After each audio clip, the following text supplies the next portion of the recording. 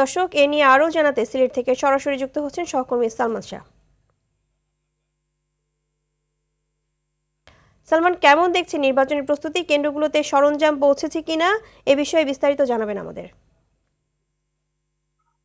জি ভাই, ধন্যবাদ আপনাকে। আপনি যেমনটি বলছেন, আসলে রাত পোহালেই ত্রয়োদশ জাতীয় সংসদ নির্বাচন ও গণভোট অনুষ্ঠিত হতে যাচ্ছে। আমি এই মুহূর্তে আসছি সিলেট ৪ আসনে, আসলে গোয়াইনঘাট উপজেলার গোয়াইনঘাট সরকারি মডেল উচ্চ বিদ্যালয় যে কেন্দ্রটি এখানে রয়েছে। আপনি আসলে আমার পিছনে দেখতে পাচ্ছেন, এখানে আসলে নির্বাচন যে সরঞ্জাম সহ ব্যালট বক্স, ব্যালট পেপার সহ তারা আসলে প্রত্যেকটি কেন্দ্রে কেন্দ্রে পৌঁছে দিয়েছেন অলরেডি। এখানে ব্যালট পেপার সবকিছু এখানে পৌঁছে গেছে।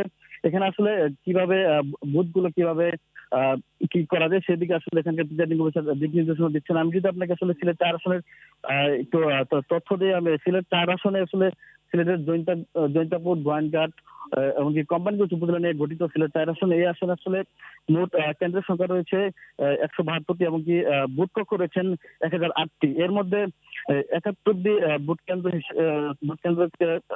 হিসেবে, এর মধ্যে ৭১টি ভোট কেন্দ্র আসলে ঝুঁকিপূর্ণ হিসেবে ধরা হয়েছে। মোট ভোটার সংখ্যা হচ্ছে ৫,১২,৯৩৩ জন। এর মধ্যে ভোটার হচ্ছে ২,৬৭,১৩০ জন, এবং নারী ভোটার ২,৪৫,৮০০ জন।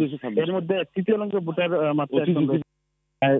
এর মধ্যে গোয়াইনঘাটে মোট ৮৬টি ভোট কেন্দ্র রয়েছেন, যার মধ্যে ৪৬টি ভোট কেন্দ্র আসলে ঝুঁকিপূর্ণভাবে ধরা হয়েছে। এদিকে আসলে এই ভোটকে আগামীকালকে যে ভোট গ্রহণ হবে সেদিকে লক্ষ্য করে পুরো সিলেট আসলে নিরাপত্তার চাদরে রয়েছেন। প্রত্যেকটি কেন্দ্রে কিন্তু আসলে কড়া নিরাপত্তার ব্যবস্থা করেছে। তো এই ছিল সিলেট ৪ আসনের সর্বশেষ পরিস্থিতি। ইবা, ধন্যবাদ আপনাকে।